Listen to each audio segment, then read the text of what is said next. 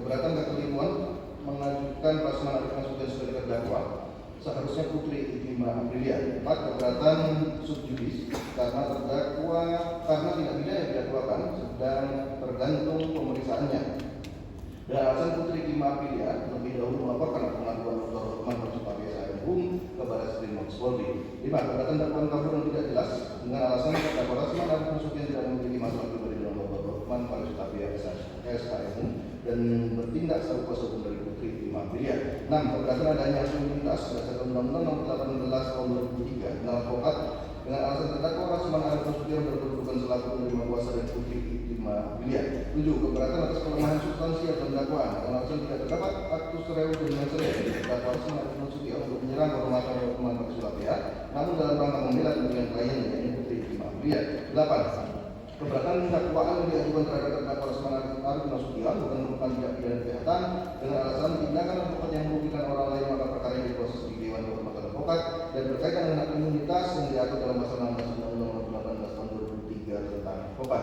Selain materi keberatan tersebut di atas, terdakwa Prasmanan Arif Nasution menyampaikan materi pembelaan pada pokoknya 1. Bahwa kedudukan terdakwa selaku kuasa hukum saksi Putri Itima Aprilia dan bertindak berdasarkan surat kuasa khusus tanggal 25 April 2022 dan surat pernyataan. 2.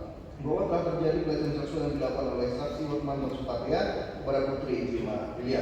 3. Bahwa terdakwa adalah advokat yang bertindak baik dengan adanya putusan sidang etik Pradi Bersatu nomor 012/DPN Pradi Bersatu DK Jakarta 12 angka ruang 2024 tanggal 4 Desember 2024. Atas alasan tersebut, terdakwa Prasmanan Arif Nasution menyimpulkan 1. Bahwa terdakwa tidak melakukan tindak pidana fitnah dan akan pencemaran nama baik sebagaimana ketentuan dalam surat tuntutan.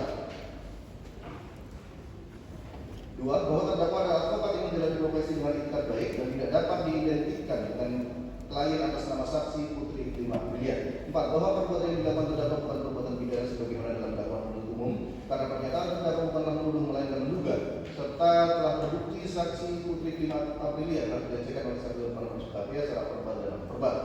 Berdasarkan alasan dan kesimpulan tersebut, terdakwa Prasmanan Arif Nasution pada pokoknya memohon 1. Menyatakan terdakwa tidak terbukti bersalah secara sah dan meyakinkan bahwa tindak pidana mereka yang melakukan dan berserta melakukan perbuatan dengan sengaja dan tanpa hak distribusikan dan atau mentransmisikan dan membuat dapat diakses informasi elektronik dan atau dokumen elektronik yang memiliki muatan penghinaan dan atau pencemaran nama baik yang ada hubungannya sedemikian rupa sehingga dipandang sebagai satu perbuatan berlanjut dan mereka yang melakukan yang dilakukan dan turut serta melakukan perbuatan jika yang melakukan perbuatan pencemaran atau pencemaran tertulis dibolehkan untuk membuktikan apa yang dituduhkan benar, tidak membuktikannya dan tuduhan dilakukan bertentangan dengan apa yang diketahuinya sebagaimana diatur di ancam pidana di ancaman pertama pasal 27 ayat 3 junto pasal 45 ayat 3 Undang-Undang RI Nomor 19 Tahun 2016 tentang perubahan atas Undang-Undang RI Nomor 11 Tahun 2008 tentang ITE junto pasal 551 KUHP junto pasal 64 ayat 1 KUHP dan 2. Primer pasal 311 ayat 1 KUHP junto pasal 551 KUHP. 2. Membebaskan terdakwa dari segala dakwaan atau dilepaskan dari segala tuntutan jika memberikan nama baik terdakwa dalam harkat dan martabat masyarakat. 4. Membebankan dia perkara kepada negara.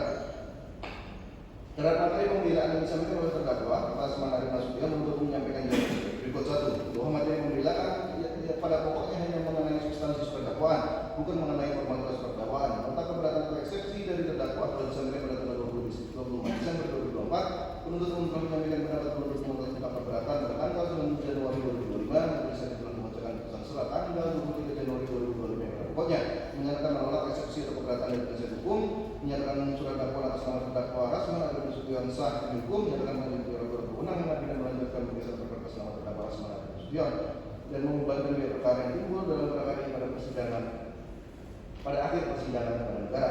Dalam pendapat penuntut umum atas tentang keberatan dan putusan selat tersebut telah menjawab 8 pokok keberatan dari terdakwa tersebut. Oleh karena terdapat materi pembelaan baik yang bersifat pengulangan dari keberatan atau eksepsi maka tidak memiliki indikasi hukum dan hanya merupakan pembahasan yang dan waktu. Untuk menjawab keberatan ini dan memperhatikan efisiensi dan waktu, penuntut umum mengambil alih semua alasan-alasan dan kesimpulan dalam pendapat penuntut umum atas nota keberatan eksepsi tanggal 9 Januari 2025 dan pertimbangan hukum dalam putusan selah pada tanggal 23 Januari 2025 menjadi satu kesatuan yang tidak dapat dipisah yang tidak terpisahkan dalam jawaban penuntut umum atas pembelaan ini. 2. Bahwa atas 3 materi pembelaan lainnya penuntut umum menjawab sebagai berikut. 1. Terhadap alasan penuntutan terdakwa selaku kuasa hukum saksi Putri Itima Aprilia dan bertindak berdasarkan surat kuasa khusus tanggal 25 April 2022 dan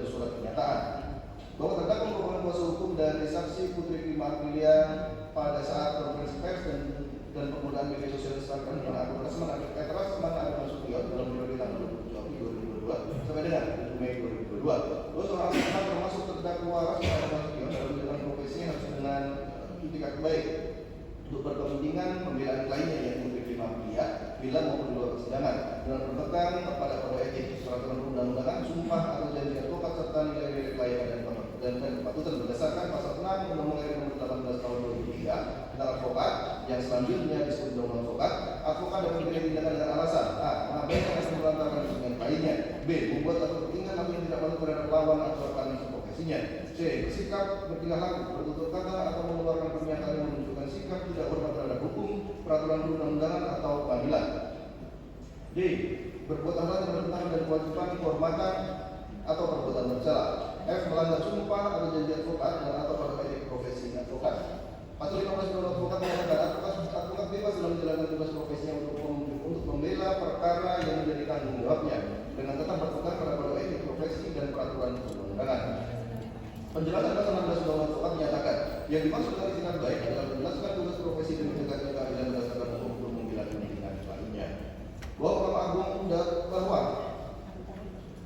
Mahkamah Konstitusi Republik Indonesia telah memberikan penafsiran itikat tidak baik advokat dalam pertimbangan putusannya nomor 52 dari PUU garis datar 16 Romawi dari 2018 tanggal 27 Februari 2019 halaman 70 yang menyatakan bila menggunakan penafsiran sistematis dan mengacu pada pasal 6 dan pasal 15 Undang-Undang Nomor 18 Tahun 2003, maka jika yang menjadi alat batasan itikat baik advokat dalam menjalankan profesinya adalah tidak boleh bertentangan dengan kode etik, peraturan perundang-undangan, sumpah, janji advokat serta nilai-nilai kelayakan dan kepatuhan yang ada di masyarakat.